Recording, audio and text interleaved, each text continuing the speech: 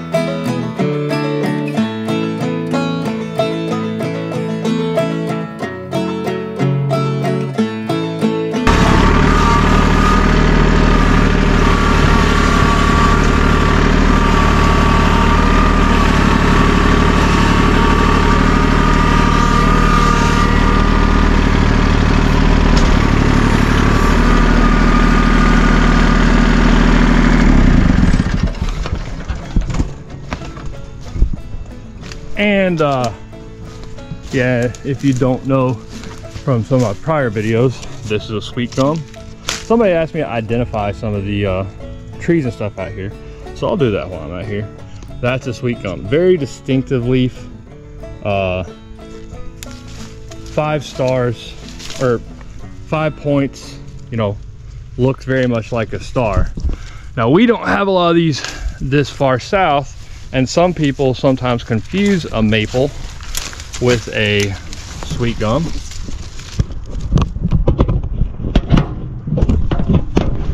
Because at first glance they do kind of look similar. But there's your star-shaped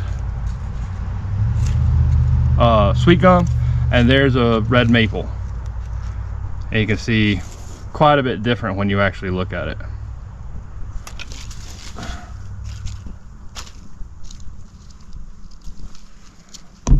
So now that I definitely dumped out my tools because I forgot I put them in the bucket. I'm always doing this kind of stuff to myself.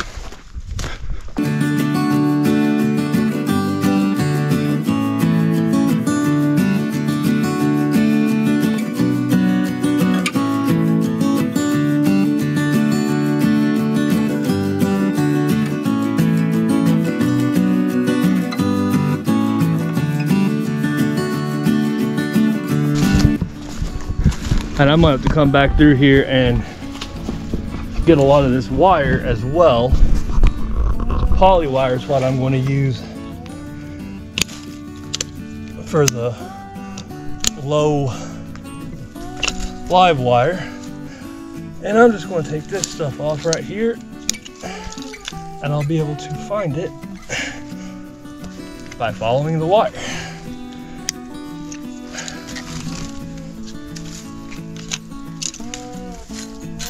Okay, so here's our contraption we got. Nothing real fancy, just a square, and then another cutout for a T-post. So the way I use this, first I put my chain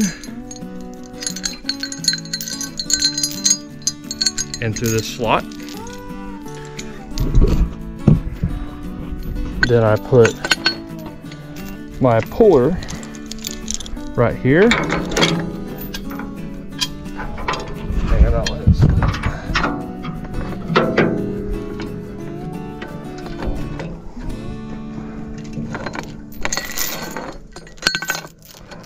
There we go. Just like that. And now you'll be able to see how easy these pull up compared to the other ways that I've done them.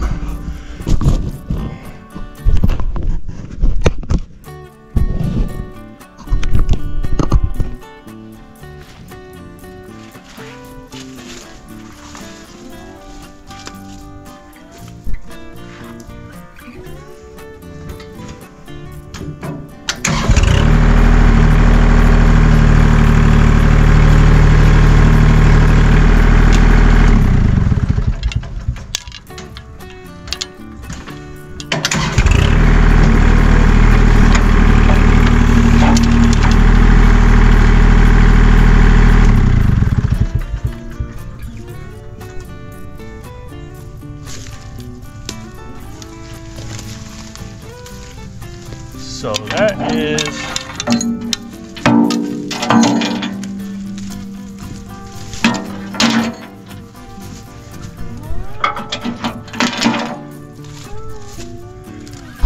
is about a million times easier. All right, well, let's go find the rest of them. I think the ones over there I'll have to go around to get to. I'm not trying to break the tractor to save a couple dollars on T-posts.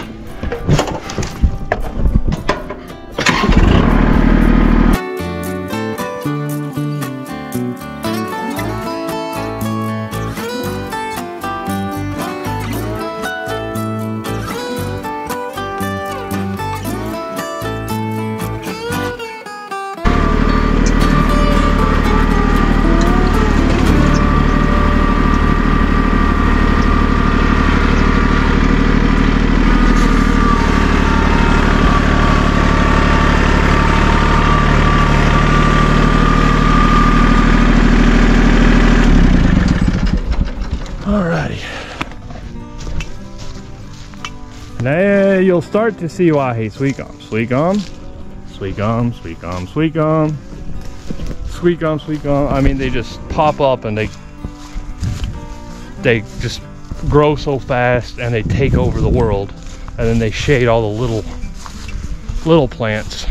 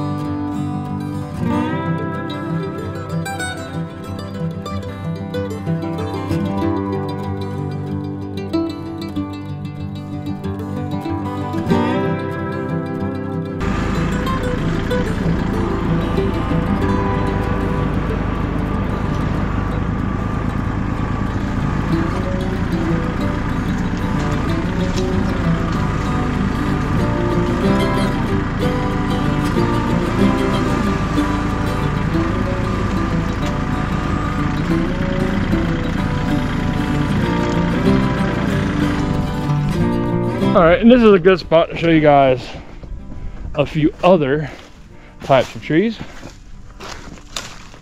Of course, we got sweet gums. This right here, this is a pignut hickory.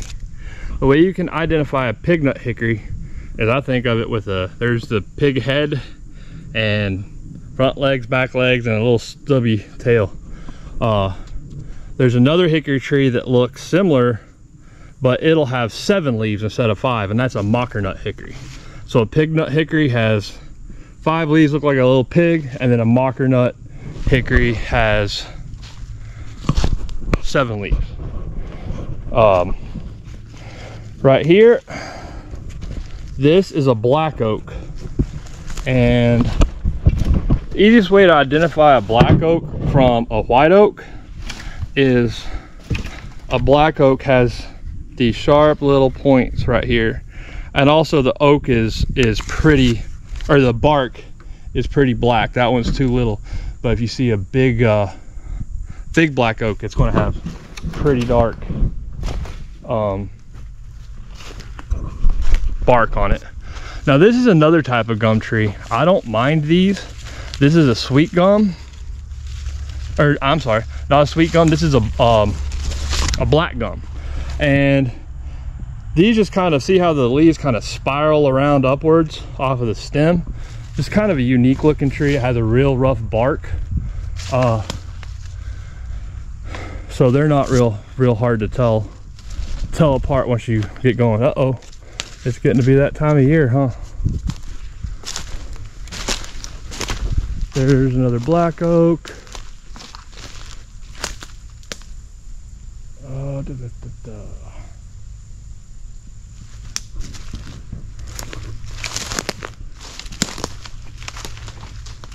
This is a black, make sure it's contracted.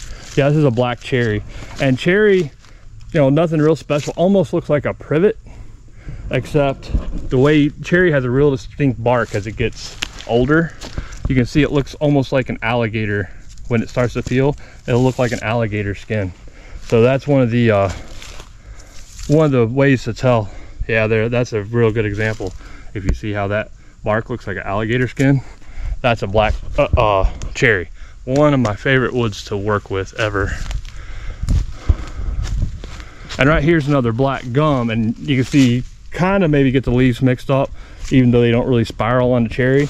But you see on this, the bark is more straight and in line, and not like little squares like you see on this tree. Another black oak.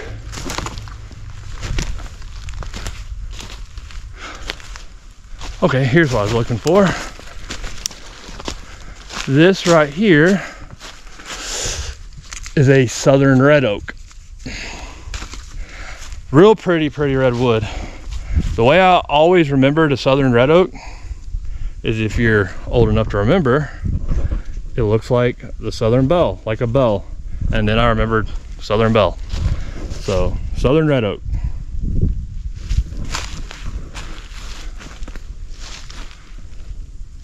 Those leaves are too high to get to.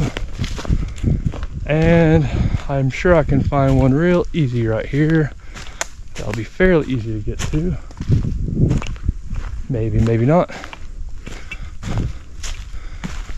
Well, this is one good example. I can't get to the leaf. I'll find one later. But you see how light colored this tree is? That's a white oak. And here's an even better example of a black cherry oak, or bark. You see that alligator pattern? Looks like an alligator. Now these two trees are pretty old. When we bought it, my wife, this was one of the things she liked about the property. I thought it was cool too. Well, we call it the marriage tree, and you can see why. They've been growing together for a long time, and they're pretty much completely fused. I hope they stay living a lot longer, but eventually if this one of these trees dies, I'm going to somehow, well, I'll probably try and cut the top out, and I'm gonna very carefully cut it. I'm gonna try and leave all this intact. I might even spend money at that point to get a crane or something. So one, those are pretty saw logs. The cherry would be phenomenal in slabs, but I want to keep all this together so that I can slab it and make a table out of all this, because this is all burl. And if this was just cut into like 3-inch slabs and then down a little bit and up a little bit with some epoxy in the center, it would be just an unbelievable table, I think. So here's what I was looking for. Now this is a white oak. The shape is very similar to a black oak, except you notice there's no little spikes on the end, and the leaves are much more rounded, and it goes with the white bark. So a white oak and cherry are two of the easiest to identify in the winter. And that looks like all the random ones I see here right now. So let's about to start raining, so I better get back to the business of pulling some T-posts. I'll walk up here and scout. I guess I didn't put as many back here as I thought, and that kind of sucks because I'm gonna have to buy more, even though it does keep going way up here and then back down to the yard. Oh good, I did get some six foot T-posts.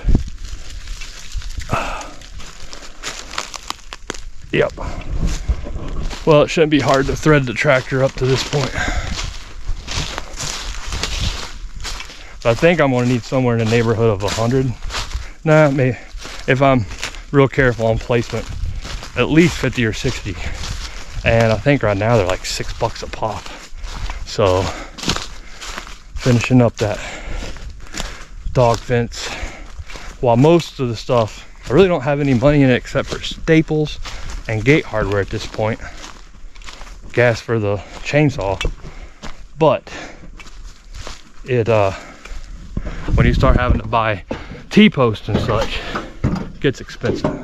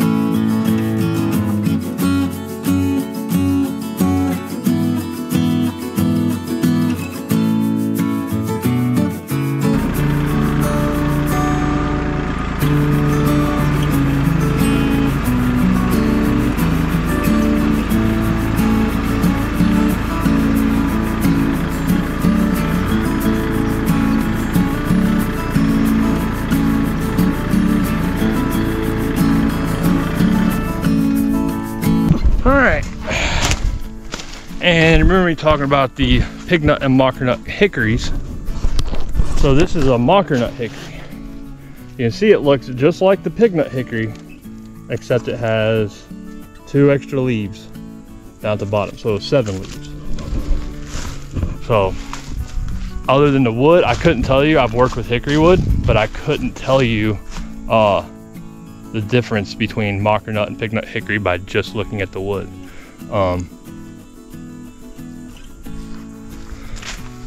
Now I'm not going to say for certain. I don't have a lot of these around, but this is this bark looks very definitive of a longleaf pine, which was logged out. And one of the ways you can tell is because it's got these big, huge, scaly pieces of bark, and they're really thick. They get really thick as they get older, And yeah, here's an example of another one. You just see how crazy thick and scale-like that bark is. I can't really get to those needles, but I know that they are packed in bundles of 3. And a loblolly pine and a longleaf pine can be really hard to tell apart, but a longleaf is the one that has that really packed, dense packed bark and the big patches. I'm looking for the next T-post, so I was thinking I'd get it to it easier.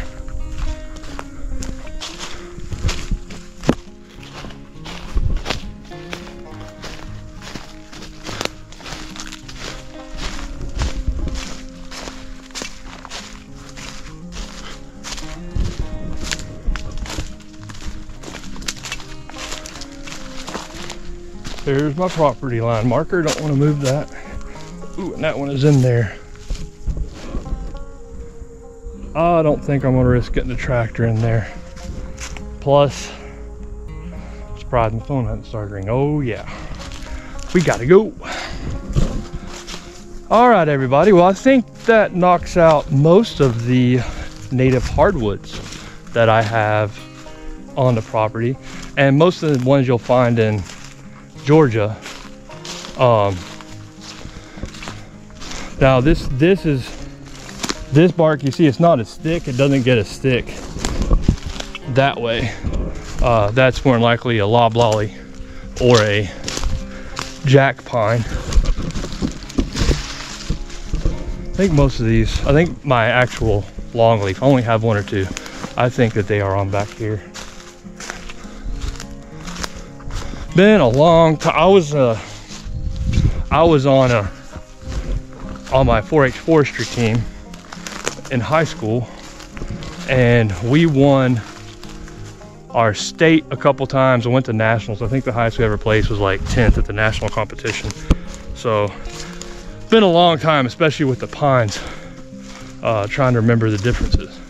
But at one time I could pretty much identify any tree in the United States, because we had samples and stuff from out west as well. There's not that many different species that live out west. Oh, there's another maple, another red maple. It's nice to have some maples.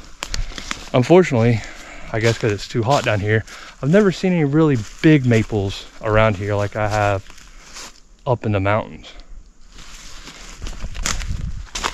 And of course the privets. Oh, here's another one. All right, so this is a pin oak. No, this is a live oak. Again, those two look very similar. Yeah, I think that's a pin oak. You can see just the leaves look like a pin. You know, long and straight, cigar shape. A live oak has even smaller little leaves. They look really much the same. And the live oaks are the ones you see, you know, in the deep south in front of the plantation houses with the Spanish moss and all growing in them. Just, they branch when they're out in the open. They just branch, make these beautiful, beautiful, beautiful trees. But it takes like 200 years for them to get that big. And we'll wrap it up with this one. Pretty common. Most people know what that is. Hollies. So that pretty much, I guess, is going to wrap up today. Kind of a little tour of the farm, homestead, and now I need to head back. I've got about 6 acres here. And it looks like tomorrow, one of the things on the agenda will be making a T-post puller. I think they're about 70 bucks, but I'll have $1 probably in a bolt. So I'll show you guys how to make a hand puller for cheap. All right, well, let's head back.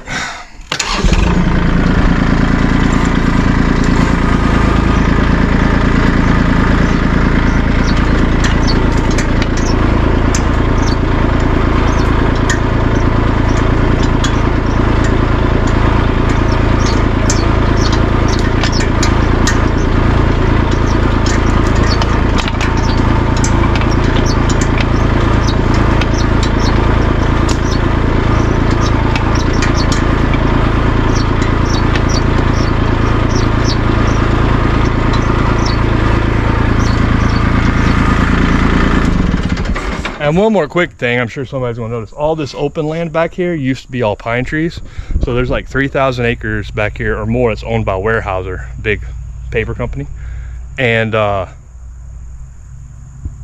of the reasons I like my little piece of property is because it backs up this timber company, and there's like 2 big sized creeks that are back here, and on the other side of those creeks is more timberland. So as far as this being developed, it'd be extremely hard with those creeks.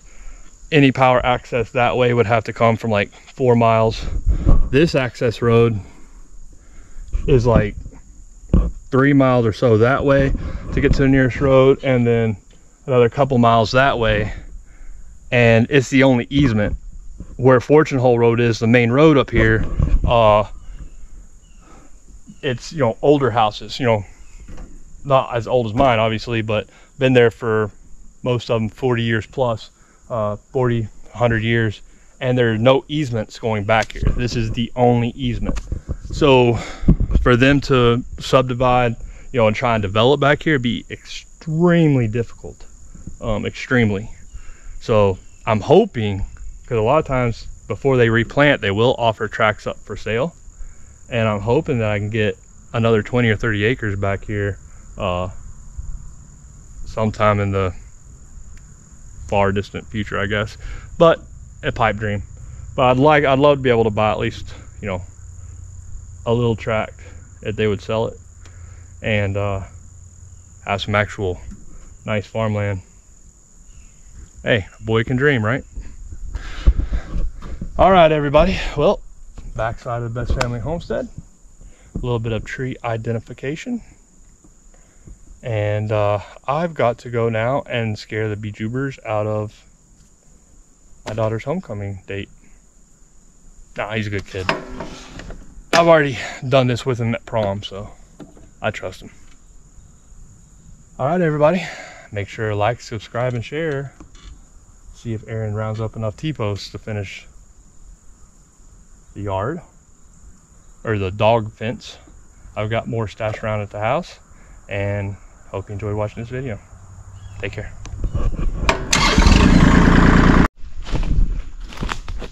All right, at the risk of getting in trouble because being late, those others were loblolly. This is a longleaf, and you see still bundles of 3 on the needles, and you can just see how deep and thick and massive this bark is.